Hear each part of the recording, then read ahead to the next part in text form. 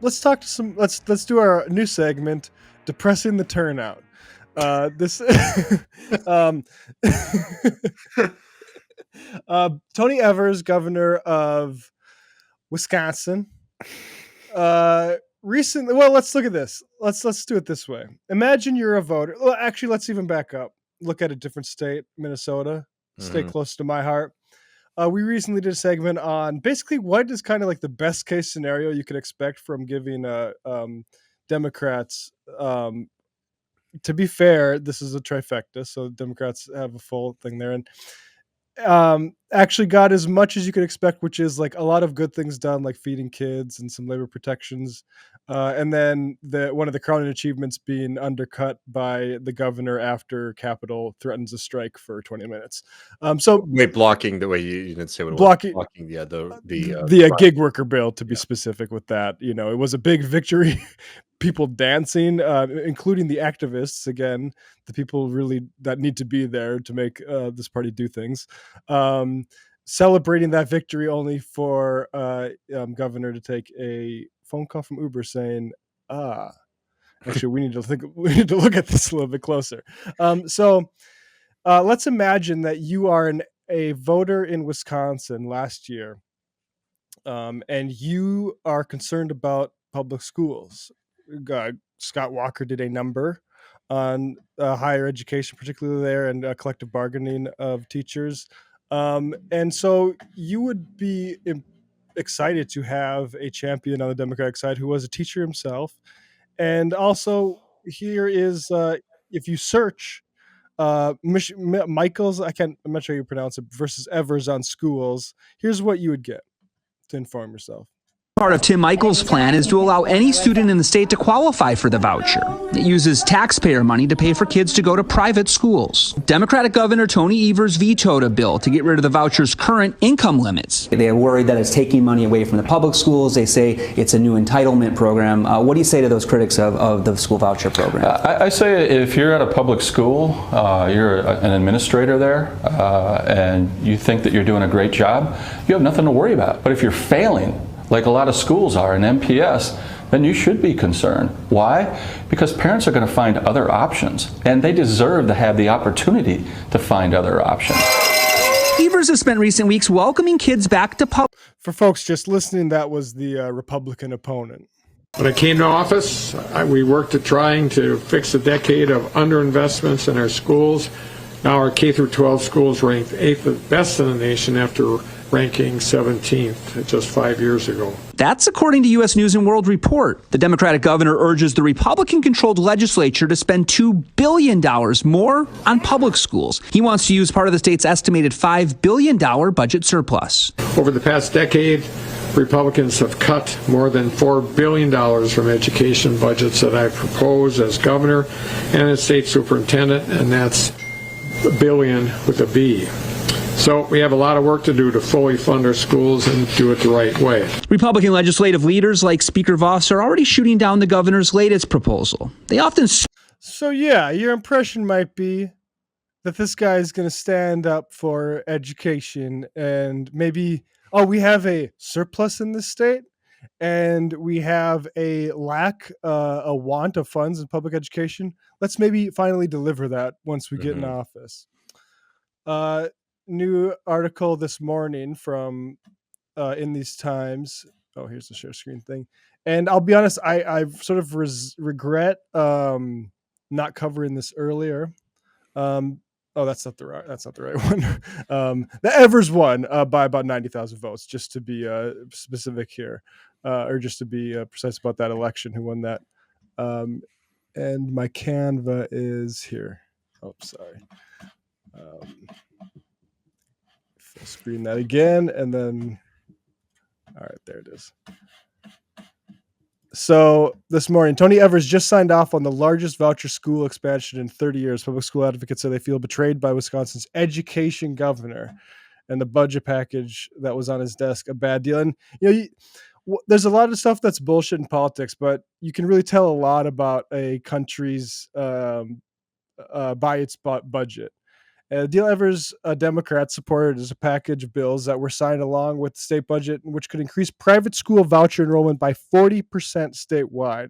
There's about 50,000, I believe, elsewhere in this article now. It could effectively be such a strong push towards privatization that would put the state public schools in crisis. Evers, meanwhile, previously called the overhaul package a win for Wisconsin. Since the deal was first announced, Republicans proposed more cuts, slashing millions going to childcare programs and jeopardizing public transit. They're also eyeing cuts to the University of Wisconsin. This is all happening while the state is sitting on nearly $7 billion in a budget surplus. Evers, the former state superintendent of public instruction, campaigned as the education governor and pledged to champion Wisconsin's public schools that haven't seen a significant per pupil increase in years. Evers' initial budget proposal included $2.6 billion for K-12 schools, but the new agreement proposes $1 billion, 60% less. It's a pittance to public schools, says State Senator Chris Larson, who is also the Senate Minority Caucus chair. While Evers announced public schools will receive a $325 per pupil increase, voucher schools, charter schools, are set to receive $1,000 to $3,000 per student and could allow for $20,000 additional publicly funded seats at private schools. And there's a quote there, another from Larson. MTA leaders say the 325 promised increase isn't even accurate and issued a press release noting that the rough estimates that MPS administration has shared with the MTEA are less than $1 million new dollars in the 2023-2024 school year, which works out to be about $12 per student. And in 2024-2025, the funding is only about $2.4 million, which amounts to $38 per student. Larson said this kind of cash infusion to voucher schools is particularly troubling because they're unaccountable. And this is a key point about some people need church on charter schools, are unaccountable to the public, unlike public schools, which have to make finances publicly available, including employee salaries. They don't have to report any of it. According to the investigating reporting outlet Wisconsin Watch, there are currently 52,000 students using vouchers statewide. 95% of the schools they attend are religious, and the state spent $443 million on choice programs in 2022-23. Furthermore, students at voucher schools are not protected from discrimination, whether for disabilities or LGBTQ plus. Trans students have been especially targeted. And shout out to David Epplesheimer here, who had been trying to get me to cover this. And I regret that, I may be distracted by primary bullshit and not on the ball here. But there's no difference than what would have got, quote, school teacher David Epplesheimer. This is no different than what we would have gotten from Scott Walker, who worked hard to reelect Evers in 2022, pounding the pavement and serving as a canvas captain for the MTEA. I went out just about every weekend from August to November for the election, Epplesheimer says. Now Evers is suddenly pumping tons of money into these voucher schools that are kicking out students because of their disability and their identity. So, not great. No. And like you've mentioned, like fucking Texas has been trying to do this and failing. And yeah, I mean, I don't want to talk too fast on it just because it's not over. Right. I'm sure there'll be a special session, but yes, for this to happen under Democratic Party rule, there is something, right? Because even with the education guy issues, yeah, because you know what, like elections should have consequences. Mm-hmm. I'm actually cool with them having consequences. Yeah, I mean it's truly wicked, and we know the arguments against these voucher programs. They're twofold, right? It's defunding public education while subsidizing private education for the wealthy, but it's also an opportunity for private corporations to get their hands on not just a social good, but a pool of social money, right? Because we've decided rightfully as a society that is a social good to have people, educated. And look, you can just make the argument here, cynically, without holding on to some of the nicer ideals that you should probably have. You should want to live in a society where people can read, where people can reason, where people can do math and have basic science and history education, right? Because it's better for your life to not be, around ignorant people, right? That's just like the cynical, selfish argument for why we should be paying for schools for any of those people. It's like, well, I don't have a kid, right? Why should I have to pay for a school? Well, the argument is you want to be in a society where people are educated on some level, hopefully well. And yeah, the other aspect is like this is a great opportunity for private money to get in, as they were saying in that article. Like they don't have to report all of these things. And you know what happens when, for example, a public school can do something efficiently? Means there's more money in the budget to do other things. What happens in these private voucher schools, right? Money to skim off the top. It's a big money maker for people. Yeah.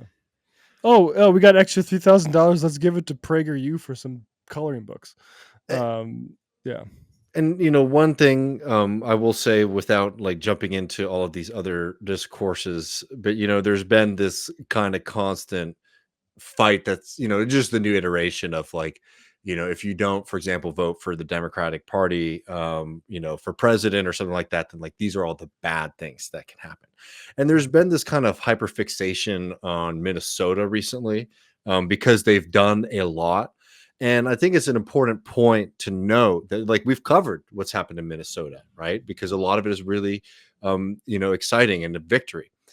That doesn't come in a vacuum, right? That came because like society was very mobilized around certain issues and we're pushing for these things to be done, not just like winning an election, outright. So this passive idea, right, that like, oh, if you have Democrat control of like your government, yeah, you're not going to get all the things you want, but you're going to get some good things. That ain't true. It's just not true. It could be a possibility, for example, right? As we're seeing in some aspects in Minnesota and in other aspects, disastrous when it comes to labor rights for gig workers. So like this kind of passive fetish that a lot of people have about which way people vote in an election is just so erroneous. Yeah. When you see the reality, because like everyone's just trying to find a cheat code to not have to do politics, basically. Yeah. It's really what a lot of that stuff Exactly. is. Right. Yeah. Yeah. It's like that's the bare minimum, but it's like no, like it, to see what happened in. I mean, Michigan also with the right to work thing. Like the now there's a job to do, and it's not just to get back in line and vote for Evers. And like, Mhm. and actually, like, I don't even wish to make it about the fucking ballot box again yet. Like it's like this need some type of price needs to be exacted, whether it is like mobilizing for a different. I mean, maybe he's gonna get term limit out anyway. I don't know what the situation is in Wisconsin, but like there needs to be some price because yeah, I don't know. Yeah. Like to run on that, to say I'm the education governor, to be pictured coming out of a school bus, and then to do that, to give $320, and that's if you're nice to public school things, and 1,000 to 3,000. Because one thing to stress: every kid that's like, oh, I'm going to go to these charter schools, Mother Teresa's, school of the free market or whatever. Like that is money that doesn't go to public schools. Yeah, exactly. It'd be one thing if if those funds stayed, and it's like, okay, get those kids out of here, going to religious school, and now there's more public funds for the rest of us. But those funds are going right into those people's coffers. Mm-hmm. No, absolutely. Well, folks, thanks for hanging out with us. Left Reckoning 123. It's not over. We're going to go to the post game. We got some fun clips, and we'll be taking your calls and questions. You can leave us a voicemail at 1-940-289-7234. Keep those around a minute or so, but really looking forward to hearing from everybody and hanging out a little bit. You get access to that patreon.com/left reckoning. We got a fun bonus episode to talking about nostalgia, the toy industry. Yeah, really great, wide-ranging conversation that is ostensibly about a comic book about He-Man, but really is about sort of a century of propaganda and consent manufacturing and toys. Yeah, very interesting. Brian Bucks Brown. And I'll be back on Thursday with the Griscom stream in the afternoon. But yeah, patreon.com/left reckoning. Come hang out with us. We'll be on in about 10 minutes or so. See you soon. Peace.